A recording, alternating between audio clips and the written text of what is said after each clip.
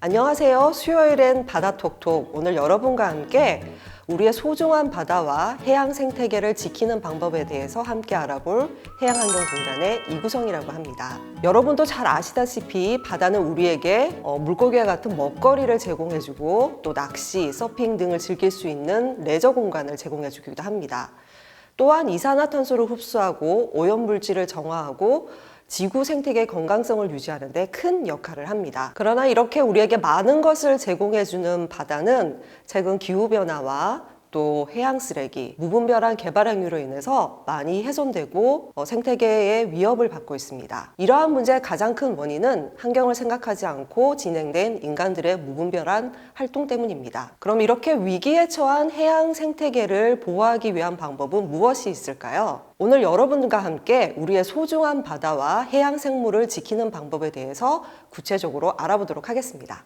인간의 무분별한 활동으로부터 해양 생태계를 지키기 위한 방법에는 여러 가지가 있겠지만 해양 생태계를 지키기 위해서는 개인의 노력도 중요하지만 적절한 법적인 규제가 필요합니다. 모든 바다에 전면적으로 어업 활동을 금지한다거나 상업 활동을 금지하는 것은 현실적으로 불가능하겠죠. 바다는 어민들에게 삶의 터전이자 또 다양한 먹거리를 제공하고 있을 뿐만 아니라 국가 간의 무역을 하기 위해서도 굉장히 중요한 역할을 합니다. 그렇기 때문에 무조건적인 행위 제한은 어렵기 때문에 특정 구역에 대해서 보호구역을 지정해서 관리를 하고 있습니다. 이러한 제도를 해양보호구역 제도라고 부르고 있습니다. 네, 그러면 바다에 해양보호구역을 지정했을 경우에 어떤 효과가 있을까요? 그림을 보면서 설명을 해드리도록 하겠습니다. 왼편의 그림을 보시면 두 가지 그림으로 구분이 되는데요. 왼쪽 편에 있는 그림은 해양보호구역으로 지정을 하지 않았을 경우의 해양 생태계의 모습입니다. 위에 보면 아직까지 배를 이용한 상업활동이 이루어지고 있다는 것을 보여주고요.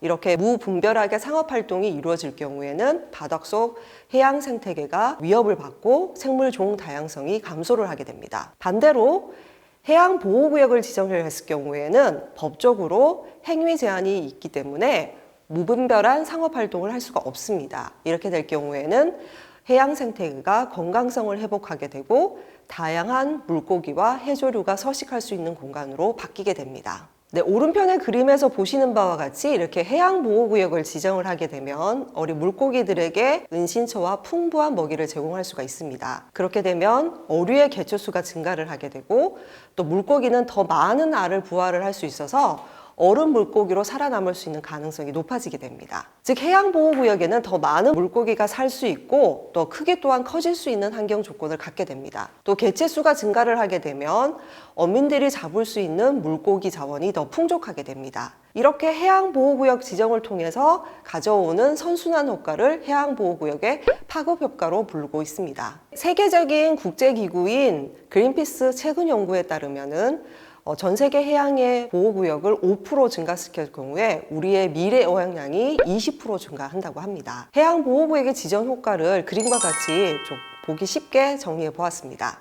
앞서 설명드린 것과 같이 해양보호구역을 지정할 경우에는 어족 자원이 풍부해지고 또 이에 따라서 생물종 다양성이 증가를 하게 됩니다. 또한 해양 생물 자원이 증가를 함에 따라서 또 해양 경관이 우수해지게 되면서 지역 주민분들은 이 우수한 생태 자원을 가지고 생태 관광을 추진을 할 수 있게 됩니다.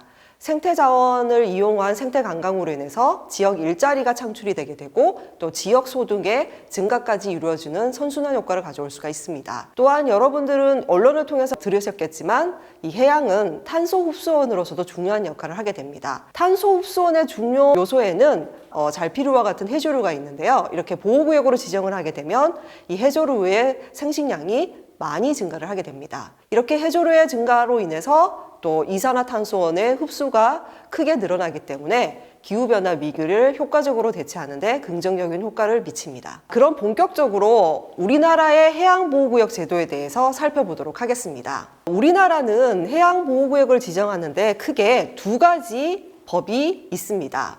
첫 번째 법은 해양생태계 및 보존에 관한 법률이고요. 또 다른 하나는 습지보존법입니다. 이 해양생태계법에 따라서는 크게 해양생태계보호구역과 해양생물보호구역 그리고 해양경관보호구역이 있습니다. 그리고 습지보존법에 따라서는 연안갯벌에 지정하는 습지보호지역이 있습니다. 근데 보호지역을 지정을 하는 데는 그냥 저희가 아무데나 이렇게 보호지역을 지정을 하는 것은 아니고요.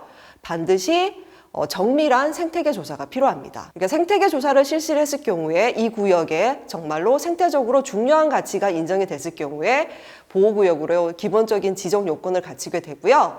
그리고 이 보호구역 지정으로 인해서 가장 영향을 많이 받는 사람들이 그 인근의 지역 주민분들입니다. 그래서 반드시 보호구역을 지정을 할 때는 지역 주민분들의 동의와 설득 과정이 필요합니다. 이 보호구역은 해양수산부 장관 또는 그 지역의 시도지사가 지정할 수 있는 권한을 갖고 있습니다. 앞전에 잠깐 이 해양보호구역을 지정하는 요건에 대해서 간단히 설명을 드렸는데요. 좀 더 정밀하게 살펴보도록 하겠습니다. 이 해양에는 다양한 형태의 환경적인 요소가 존재를 하는데요. 이 보호구역을 지정하기 위해서는 일단은 자연 상태가 원시적으로 보존이 되어 있어야 하고 또 생물 종 다양성이 높아야 됩니다. 또 생물 종 다양성뿐만 아니라 또 지질적인 형태 또한 우수하게 되면 보호구역으로 지정을 할 수가 있습니다. 또 여러 가지 해양생물 중에서 또 멸종위기에 처한 해양생물의 주요 서식처 기능 역할을 할 경우에도 보호구역으로 지정을 할 수가 있고요.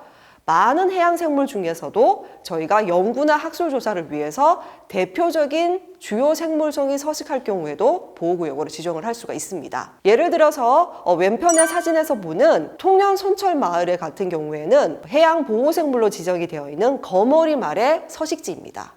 이렇게 멸종위기에 처한 거머리말이 분포를 많이 하고 있기 때문에 이 지역을 보호구역으로 2020년도에 지정을 하였습니다. 습지보존법에 따른 연안갯벌에 지정하는 습지보호지역 또한 이와 유사한 지정 요건을 갖고 있습니다. 그러면 구체적으로 보호구역을 지정을 했을 경우에 국가에서는 어떤 행위 제한을 하게 될까요? 그거에 대해서 살펴보도록 하겠습니다. 자, 먼저 저희가 행위 제한을 한다 하면 크게 건물을 짓는 것을 맞겠죠? 네. 보호구역 내에서는 건축물이나 인공구조물을 지을 수가 없습니다. 또한 거기에 서식하는 다양한 해양생물이 있습니다. 특히나 멸종위기 해양생물이 서식하는 곳에서는 불법적인 채취와 포획이 불가능하고 또 해양생물의 서식을 교란하는 빛과 소음을 일으키는 행위 또한 제한이 되게 됩니다. 그리고 매립과 투기 활동 또한 금지가 되어 있습니다. 이렇게 행위 제한을 함으로 인해서 그 지역의 해양 생태계는 무분별한 인간 활동으로부터 보존을 받을 수가 있기 때문에 좀 더 효과적으로 해양 생태계를 복원할 수가 있게 됩니다. 정부에서는 이 해양보호구역을 지정한 이후에는 다양한 후속 사업을 실시를 하고 있습니다. 그 첫 번째로 해양보호구역이 지정된 이후에도 이 구역이 생태계적으로 계속해서 건강성을 유지를 하는지 정밀적으로 계속 모니터링하고 감시를 할 필요가 있습니다. 그리고 보호구역 지정을 통해서 지역 주민분들이 가장 많은 양보를 했고 또 경제적인 활동 동안 일정 부분 제한을 받고 있기 때문에 이 지역 주민분들을 위한 다양한 편익 사업을 실시를 하고 있습니다. 그 예로 생태 자원을 이용한 관광 사업을 할 수 있도록 저희가 탐방로 설치나 방문자 센터 설치를 지원을 해드리기도 하고요.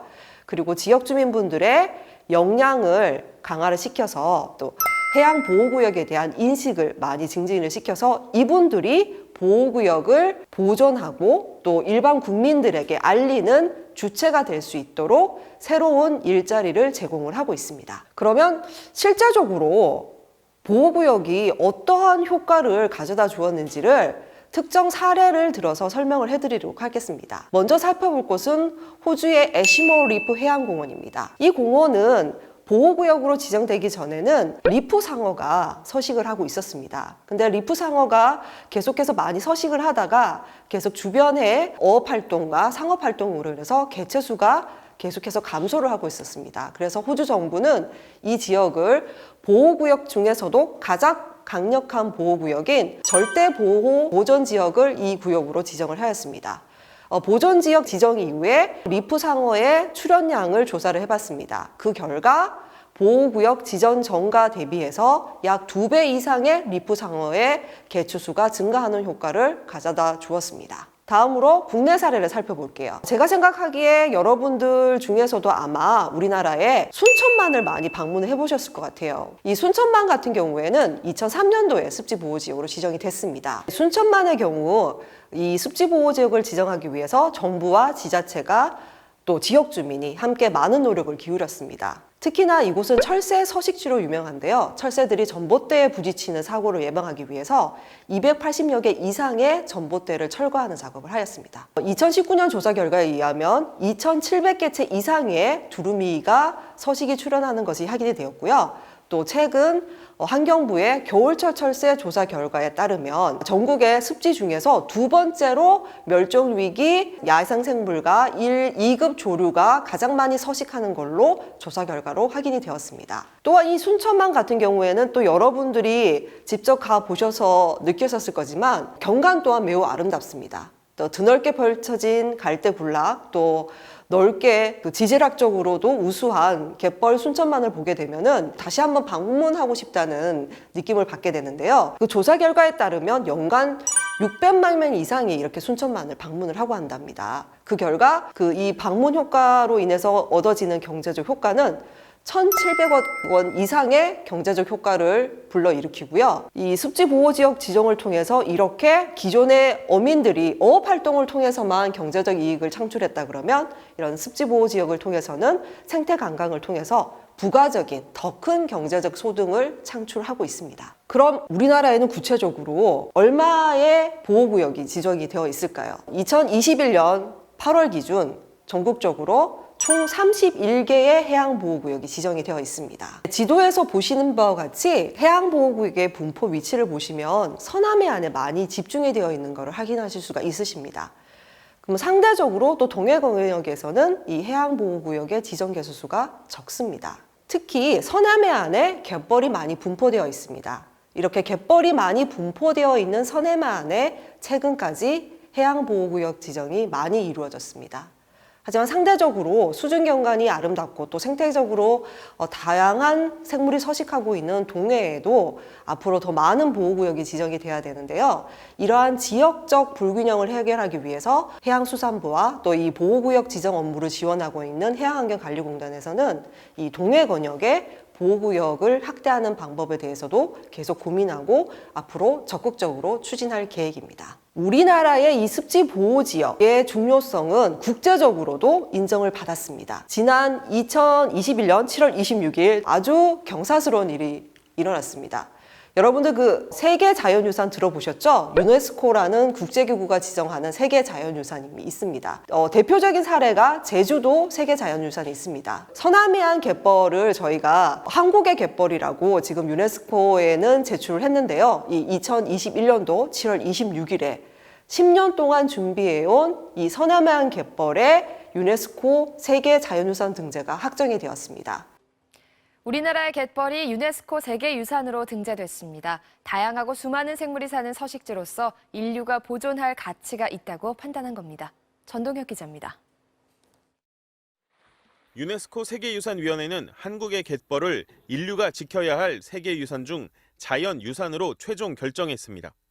앞서 자문기구인 국제자연보존연맹이 인위적인 보존과 관리가 어렵다며 반려 의견을 제시했지만 다양한 생물이 사는 거대한 생태계의 보고라는 인류가 지켜야 할 보편적 가치가 인정된 겁니다.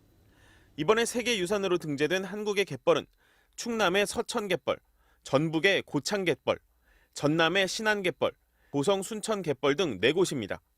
모두 밀물과 썰물의 차가 크고 해안선이 복잡해 넓은 갯벌이 펼쳐진 지역입니다. 이들 갯벌을 서식지로 삼은 동식물은 확인된 것만 모두 2,150종.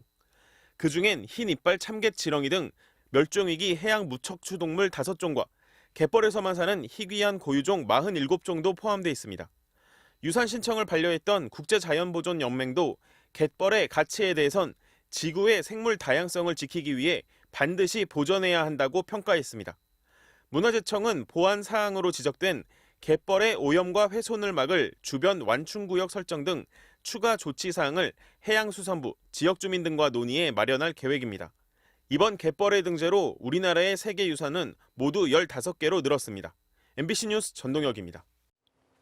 유산 등재 소식이 뉴스를 통해서 나온 이후에 저희 문재인 대통령님도 축하의 말씀을 이 페이스북에 직접 올리기도 하셨습니다.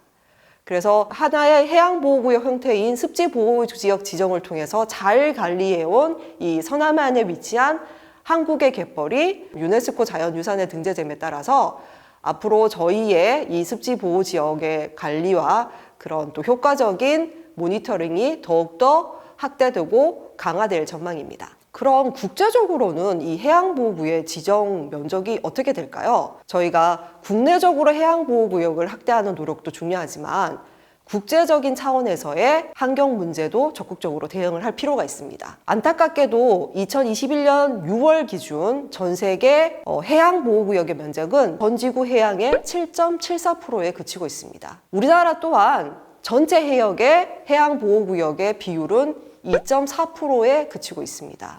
그런데 많은 과학자들은 이렇게 기후변화를 적극적으로 대응하고 또 훼손된 해양 생태계를 보존하는 효과적인 관리수단으로 해양보호구역을 제시를 하고 있습니다. 이러한 국제적인 트렌드에 발맞추어서 가장 큰 환경 협약인 생물 다양성 협약에서는 2030년도까지의 새로운 생물 다양성 보존 목표를 설정을 했습니다. 그 목표 중에 하나가 이 해양보호구역의 면적을 확대하는 것이 포함이 되어 있습니다. 또한 영국 주도의 세계해양연합에서는 특별히 해양을 강조해서 전 세계 해양의 30%를 해양보호구역으로 지정하는 거에다가 국제적으로 모든 국가들이 동참해 주기를 희망하는 세계해양연합 이니셔티브라는 것을 발족을 했습니다. 영국 주도의 이니셔티브에 저희 한국 정부도 최근에 참여를 신청하였습니다. 앞으로 우리나라는 이렇게 국내적으로 해양보호구역을 확대하는 노력과 더불어서 또 국제적으로 설정한 해양보호구역 확대 목표를 달성하기 위해서 지속적으로 해양보호구역을 체계적으로 확대해 나갈 필요가 있습니다. 지금까지는 해양의 특정 구역을 보호구역으로 지정해서 우리의 생태계를 보존하는 방법에 대해서 제가 설명을 드렸고요. 두 번째 방법은 좀 더 구체적으로 저희가 보호를 해야 될 해양생물과 그 서식처를 보존하고 관리하는 사업입니다. 해양수산부와 해양환경공단은 특히 멸종위기에 처한 바다거북을 구조하고 치료하고 또 자연 방류하는 사업을 오랫동안 진행을 해왔었습니다. 그래서 이 바다거북은 요즘에 최근에 여러분들이 언론에서 뉴스에서 보시면 항상 그 해양 쓰레기에 목에 걸려 있는 모습이라든지 또 사체에 부검을 했을 경우에 배 안에서 해양 쓰레기를 많이 품고 있는 바다거북의 모습을 많이 봤을 텐데요. 이렇게 여러 해양 생물 중에서도 특히나 바다거북 같은 경우에는 특별한 보존 조치가 필요한 상태입니다. 다행히 저희 나라에서는 일부 수족관에서 바다거북을 인공 부화시키는 기술을 갖고 있습니다. 그래서 이 멸종 위기에 처한 바다거북의 개체수를 늘리기 위해서 인공 증식을 통해서 알을 부화를 시켜서 이 바다거북을 키우고 있고요. 이렇게 잘 부화된 어린 바다거북을 제주도 중문해변이라는 곳에서 방류하는 사업을 계속해서 진행하고 있습니다. 현재까지 약 120마리 이상의 바다거북이 인공 부화시켜서 포함이 된 생물종과 또 이렇게 야생에서 다친 바다거북을 치료한 개체수가 합쳐져서 제주도의 자연적인 서식처로 돌아가고 있습니다. 멸종위기의 바다거북 14마리가 제주 바다로 돌아갔습니다. 그물 등에 감겨서 구조됐던 거북, 또 인공 부화로 탄생한 새끼 거북도 고향의 품에 안겼습니다. 유종민 기자가 이들의 모습을 담아왔습니다. 바다 거북들이 지느러미를 움직이며 앞으로 나아갑니다. 고향 냄새를 맡은 듯 바다를 향해 느리지만 힘차게 발걸음을 옮깁니다. 이번에 바다로 돌아간 바다거북은 모두 14마리. 이 가운데 4마리는 그물 등에 감겨 표류하다 구조된 것입니다. 구조된 거북들은 길게는 1년 3개월 정도 재활 치료를 받았습니다. 다음으로 소개시켜드릴 것은 독도에 관한 사업입니다. 독도는 상대적으로 다른 그 해양 생태계에 비해서 상대적으로 건강성이 좋습니다. 하지만 저희가 최근 조사 결과에 따르면 바다 사막화 현상이라고도 부르기도 하고 견노금 현상이라고도 부르기도 하는데요. 이 안반의 해조류가 이제 서식을 하지 못하게 되고 해조류의 서식을 맡는 이 성게와 같은 생물들이 대량으로 서식함으로 인해서 이 생태계가 훼손이 되고 있었습니다. 그래서 해양수산부와 이 공단에서는 이러한 다량의 성게를 제거해서 이 안반 생태계가 다시 건강한 상태로 돌아올 수 있도록 매년 이 독도 수중의 안반 생태계에 성게를 제거하는 작업을 하고 있고요. 그 제거된 그 안반 위에다가 이 해조류를 이식하는 사업도 진행을 하고 있습니다. 또한 세계 국제자원보존연맹에 따르면 이 IUCN이라는 국제기구인데요. 그쪽의 멸종위기 리스트에 보면 이 독도 강치는 멸종이 되었다고 보고가 되고 있습니다. 하지만 이 강치 같은 경우에는 저희가 일제시대 때 일본의 무분별한 학살과 포획으로 인해서 개체수가 급감하고 결국에는 멸종이 되었는데요. 저희 최근 연구 결과 또 조사팀에 의해서 19년도와 20년도에 울릉도 주변 해역에서 이 독도의 강치 뼈를 발견을 했습니다. 그래서 유전자 분석 결과 실제로 과거에 독도에 살았던 우리의 강치라는 것을 확인을 했습니다. 그래서 계속해서 이 추가적인 연구와 조사를 통해서 우리의 강치를 다시 복원하고 연구하는 사업에 지속적으로 힘을 기울이고 있습니다. 다음으로 소개시켜드릴 해양 생태계와 서식처를 개선하는 방법은 나쁜 해양 생물을 제거하는 방법입니다. 오늘 제가 대표적으로 소개시켜드릴 이 유해 해양 생물은 갯금풀과 보름달 물해파리입니다. 갯금풀은 연안 갯벌에 서식하는 식물입니다. 하지만 이 갯금풀의 특징은 성장 속도가 엄청나게 빠릅니다. 그리고 뿌리로만 성장하는 게 아니라 이 씨앗으로도 성장을 합니다. 그래서 그 성장을 하는 속도가 일반 식물에 비해서 2배 이상 속도가 빠르기 때문에 그 조기에 제어를 하지 않으면 주변으로 눈 깜짝할 사이에 급속도로 확산을 할 수가 있습니다. 근데 이 갯금풀과 같은 경우에는 이 뿌리가 너무너무 단단해서 확산이 지속적으로 되게 되면 부드러운 갯벌 생물이 서식할 수 있는 이 갯벌이 육지처럼 딱딱하게 됩니다. 그래서 더 이상 해양 생물이 서식할 수 없는 공간이 되기 때문에 조기에 이 갯금풀을 제거하지 않으면 큰 위협이 저희 생태계뿐만 아니라 지역 주민분들에게도 주게 됩니다. 따라서 이 정부에서는 지속적으로 매년 이 갯금풀의 줄기 제거 작업 그리고 뿌리를 제거하는 작업을 계속해서 수행하고 있습니다. 또한 저희 보름달 물해파리가 있는데요. 아마 여러분들 수족관에서 이 보름달 물해파리 보셨을 거예요. 너무너무 예뻐요. 저도 이 수족관에서 봤을 때는 너무 예뻐서 정말 감탄을 하면서 봤는데요. 이렇게 보기에는 너무나 예쁜 보름달 물해파리는 이게 소량으로 출현했을 경우에는 문제가 되지가 않습니다.